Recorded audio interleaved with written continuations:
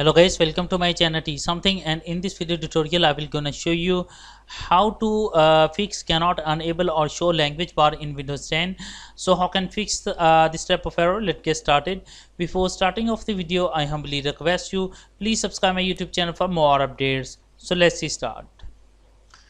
Okay guys, first of all going to your settings of your Windows.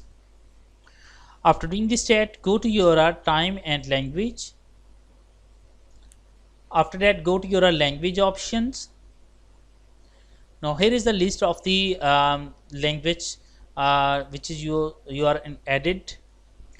After that, click on a keyboard, click on language bar options, click on a floating on desktop, and the click on show additional language bar icon in the taskbar, and also check it is a show text labels on the language bar.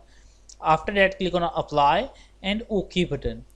After doing this state, check it use the desktop language bar when it's available. So after that, close it. Now here is. I hope this video is helpful for you. Thanks for watching and please subscribe my YouTube channel.